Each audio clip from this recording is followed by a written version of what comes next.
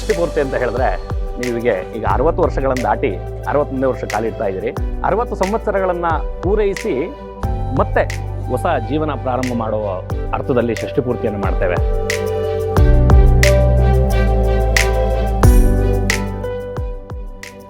ಈ 60 ವರ್ಷಗಳು ಪೂರೈಸೋದಕ್ಕೋಸ್ಕರ ನಮಗೆ ಆಶೀರ್ವಾದ ಮಾಡಿದಂತಹ ಆ ದೇವತೆಗಳನ್ನೆಲ್ಲರನ್ನ ಸ್ಮರಣೆಯನ್ನು ಮಾಡಿ ಇವತ್ತಿನ ದಿವಸ ಪೂಜೆ ಮಾಡುವಂಥದ್ದೇ ಷಷ್ಠಿ ಪೂರ್ತಿ ಪೂಜೆ. ಈ ಎಲ್ಲ ಪೂಜೆಗಳನ್ನು ಮಾಡಿ ಮುಂದಿನ ದಿನಗಳಲ್ಲೂ ಕೂಡ ಇದೇ ರೀತಿಯಾದ ಒಂದು ಆಶೀರ್ವಾದ, ಆರೋಗ್ಯ ಭಾಗ್ಯ ಎಲ್ಲವೂ ನಮಗೆ ಸಿಗಬೇಕು ಅಂತ ಹೇಳಿ ಈ ಒಂದು ಮಾಂಗಲ್ಯ ಮಹಾಲಕ್ಷ್ಮಿ ಪೂಜೆ, ಹಾಗೆ ಅಷ್ಟದಿಕ್ಪಾಲಕರುಗಳು, ಇಂದ್ರಾದಿ ಅಷ್ಟದಿಕ್ಪಾಲಕರುಗಳು, ಆದಿತ್ಯಾದಿ ನವಗ್ರಹ ದೇವತೆಗಳು ಎಲ್ಲರನ್ನ ಪ್ರಾರ್ಥನೆಯನ್ನು ಮಾಡಿ ಮನೆ ದೇವರ ಆಶೀರ್ವಾದದೊಂದಿಗೆ ಮಾಂಗಲ್ಯ ಧಾರಣೆಯನ್ನು ಮಾಡುವಂತಹ ಪದ್ಧತಿ ಷಷ್ಠಿ ಪೂರ್ತಿ ಕಾರ್ಯಕ್ರಮದಲ್ಲಿರ್ತದೆ. ಈಗ ಪೂಜೆಯನ್ನು ಮಾಡೋಣ.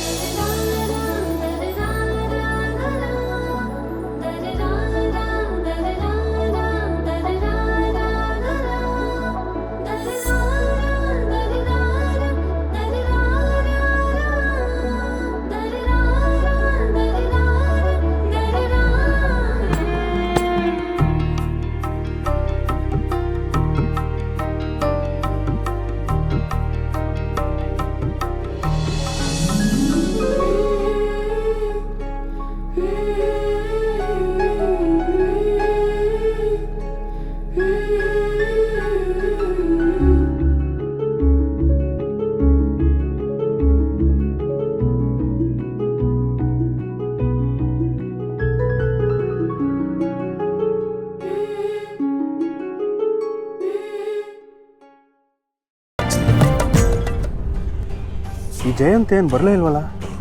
ಜಾನುನ ತೋರಿಸಿ ನಾನು ಸ್ವಲ್ಪ ಇಂಪ್ರೆಸ್ ಮಾಡಿಕೊಂಡು ನನ್ನ ಬಗ್ಗೆ ಏನಾದರೂ ಅಲ್ಪ ಸ್ವಲ್ಪ ಡೌಟ್ ಇದ್ದರೆ ಇದನ್ನೆಲ್ಲ ಹಾಗೆ ಮರೆಸ್ಬಿಡೋಣ ಅಂತ ನೋಡಿದ್ರೆ ಆಸಾಮಿ ಪತ್ತನೇ ಇಲ್ವಲ್ಲಪ್ಪ. ಏಯ್ ಬ್ರೋ, ಇಲ್ಲಿ ಏನೋ ಮಾಡ್ತಿದ್ಯಾ? ಅಲ್ಲಿ ಶಾಸ್ತ್ರಗಳು ನಡೀತಾ ಇದೆ, ನಿಂದೆ ಸ್ಟ್ರಾಟಜಿ ಮಾಡ್ಕೊಂಡು ಕೂತಿದ್ಯಲ್ಲ ಇಲ್ಲಿ. ಏನೋ ನೀನು ನಿಮ್ಮ ಅದಕ್ಕೆ ಥರ ಏನೋ ಒಂದು ಹೇಳ್ತಾನೆ ಇರ್ತೀಯಲ್ಲ. ಅಲ್ಲ ಬ್ರೋ, ಜಯಂತ್ ಭವನ್ಗೋಸ್ಕರ ಜಾನೂನು ಇಷ್ಟು ಕಾದಿರ್ತಾಳೋ ಇಲ್ವೋ ಅಷ್ಟು ಕಾಯ್ತಾ ಇದೆಯಾ ಅವ್ರಿಗೋಸ್ಕರ. ಅದೇ ಕಣ ಬುದ್ಧಿವಂತಿಕೆ. ಸಮಯ ಬಂದಾಗ ನಾವೆಲ್ಲದನ್ನು ಉಪಯೋಗಿಸ್ಕೋಬೇಕು. ಪಾಪ ಜಾನು ಹೆಂಗೋ ಬಂದಿದ್ದಾಳೆ, ಅವಳು ನೋಡಿದ್ರೆ ಖುಷಿ ಪಡ್ತಾರೆ ಜಯಂತ್ ಅಂತ ಅಂದ್ಕೊಂಡ್ರೆ ಬರ್ತಾನೆ ಇಲ್ವಲ್ಲ ಆಸಾಮಿ. ಒಳ್ಳೆತನಕ್ಕೆ ಬೆಲೆನೇ ಇಲ್ಲ ಕಣ. ನೀನು ಒಳ್ಳೆತನ ನೋಡಿದೀವಿ ಬಿಡಪ್ಪ. ಏನೋ ಫೋನ್ ಮಾಡ ಬಾವಂಗೆ. ಹಾಂ ಮಾಡ್ತೀನಿ. ಹಾಂ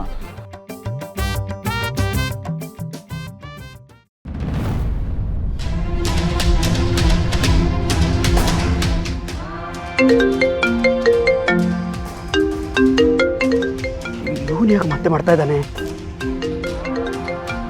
ಚಿನ್ನು ಬರೀ ಇವಾಗಲೇ ದೇವಸ್ಥಾನ ತಲುಪಿ ವಿಷಯ ಎಲ್ಲ ಹೇಳ್ಬಿಟ್ಟಿರ್ತೀರ ಅಲ್ವಾ?